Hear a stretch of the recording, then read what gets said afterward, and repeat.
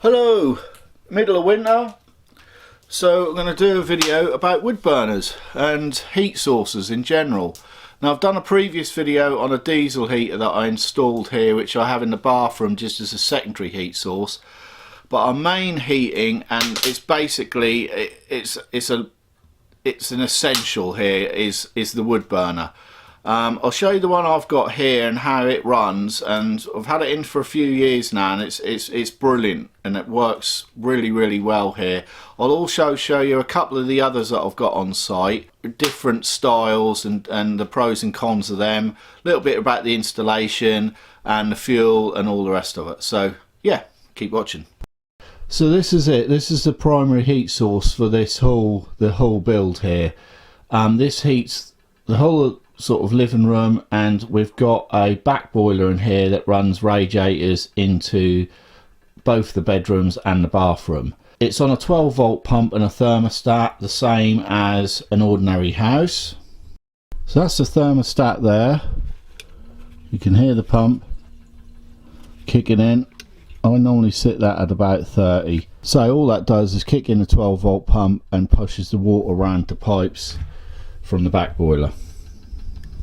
Now I've literally had hundreds of wood burners in everything I've lived in, boats, the bus, any house I've been in, I've always had a wood burner.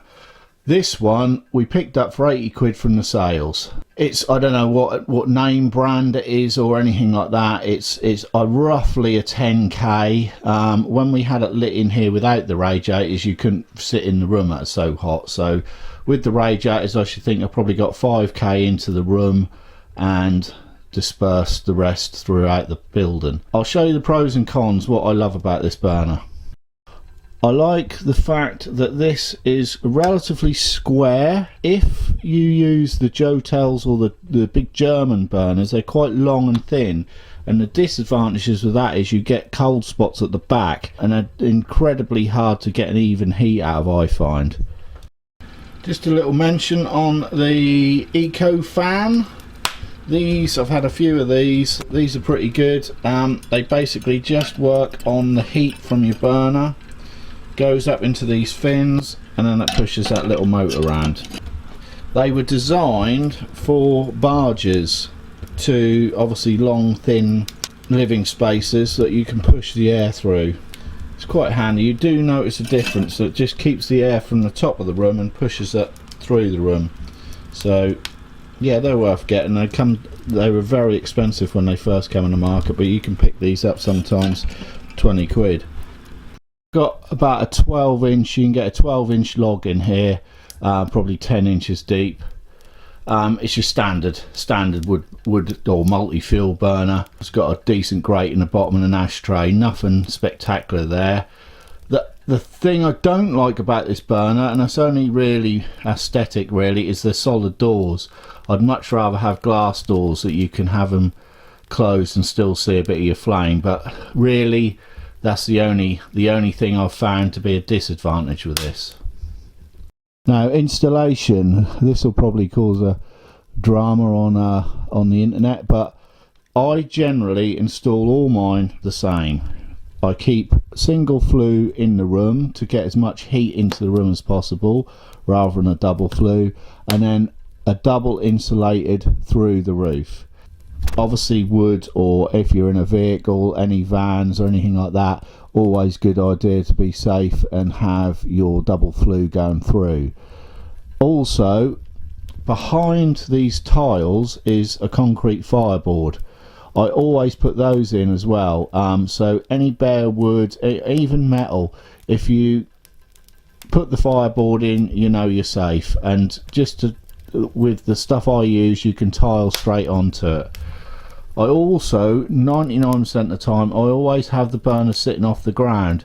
That way it looks a little bit better, but also you can put your kindling and your newspaper and your stuff underneath, with a little platform underneath, just easier to clean and that as well.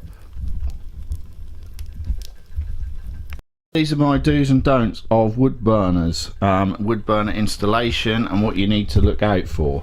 This particular one has got the rosettes on, so these screw in and out. You've got two on the front and then there's one each side.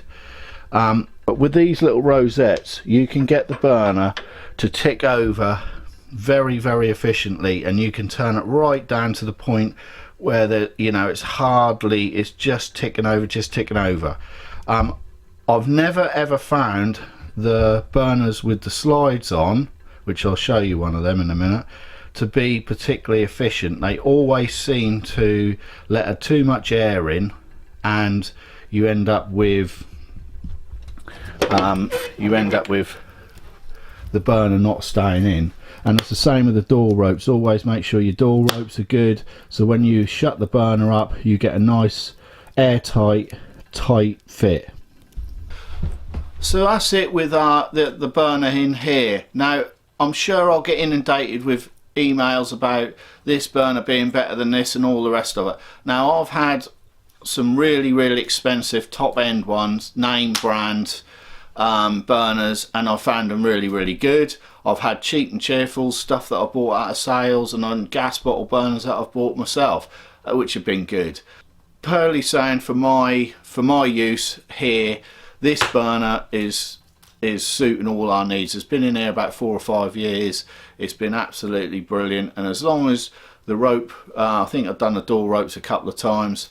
We brush the chimney every couple of 2 or 3 times a year, depending on use, and it's been absolutely spot on. Now you get the air wash ones, you get all sorts of different variations. For a lot of people who know about wood burners, they'll tell you it's all down to the fuel really. I only use dry seasoned logs or off-cut timber.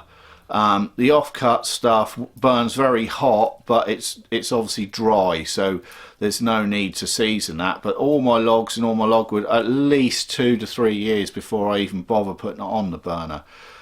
The only time I ever use coal is last thing at night. If it's a particularly cold evening, I might just chuck one on, a shovel on, just to tick over and just keep an ambient temperature throughout the evening. That'll just keep clicking in and out with the thermostat and keep us warm throughout the evening. I'm going to show you the wood store, and again, my opinion, how to stack and how I find a good way to stack the wood. And I'm going to show you a couple of the other burners we've got on site as well. So yeah, follow me. This is the old burner from out of the bathroom that I used to have in the bathroom before I installed the diesel heater. This is a cheap and cheerful eBay number. Was in there a year or two. Is absolutely fine. The thing that defines a better burner from a shit burner is the fixtures and fittings. So the door handles, stuff like that, they're always a bit crap and a bit low price. This is what I'm talking about with the slider. These sliders is where you control your airflow, and even on a predominantly good burner, they don't ever seem to shut it down 100%. So I would always advise people not to go for those sort of type of burners. If you're looking, it's great if you just want to chuck a bit of wood on and have the look, but if you're relying on it like I am, I avoid them ones. Always get the rosettes. So here's the wood store. It's a very basic setup. Pallets. I've got a tin roof on this and sides. The back's open. The reason being is you do want airflow coming in here. You don't want it airtight, you don't want it watertight necessarily. Just as long as the air can blow in there, it will dry those logs out very quickly. Even green wood in here, within a year, is probably good enough to burn. What I do is, it's fairly common sense, but we stack from one end to the other, and then we use it from one end to the other. So if we've got green wood in this end, we will start off in the opposite end and go through. I can get about 8 to 10 cubes in here, so roughly 8 ton, about 8 ton. And as you can see, we're nearly a half full at the minute. I've got a load more wood in the yard cut that needs to be stacked in here, which is seasoned, but I will use this entire shed in a season at least. I don't like being cold, so That's probably about eight ton of wood in a winter season. So we're over in the Unidome. I'm going to show you a couple of different burners that I've got in here. This one's quite interesting. This is a Romsey or Romanzi. Oh Jesus! Big old pot bellied.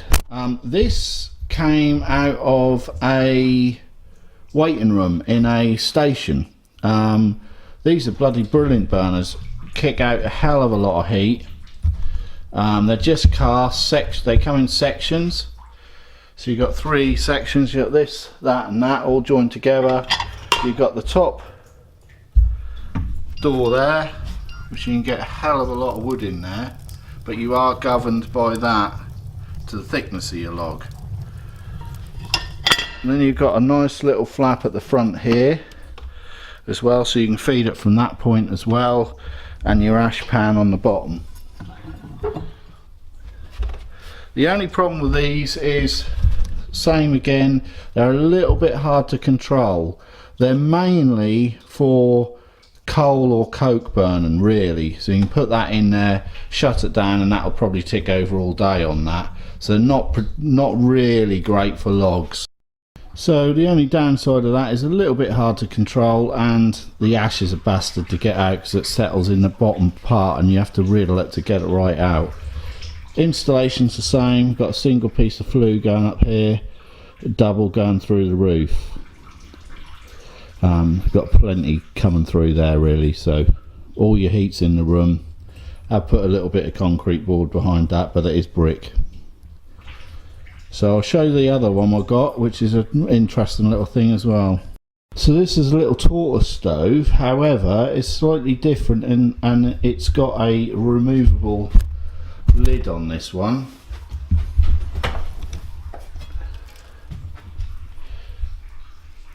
So a lot of the more conventional tortoise stoves have got little flat door in the front, similar to the pot bellied one. These are fantastic. Great little burner, kick out a hell of a lot of heat for a small burner. They're again predominantly for coal and for coke burning. They're brick lined. I burn wood in them, but with the bricks you only need a tiny little bit of fire in there, and that keeps the heat in for ages and ages. Anyone who's had a tortoise stove, this is equivalent to about a number 3, I think. I've had them from 1 up to 10. Really like to say these are awesome. Pound for pound, they're punching a hell of a lot of weight. With being brick lined, they kick out the heat, and yeah, they're really good. The only, again, downfall is that's your control. So you can hear it drawing.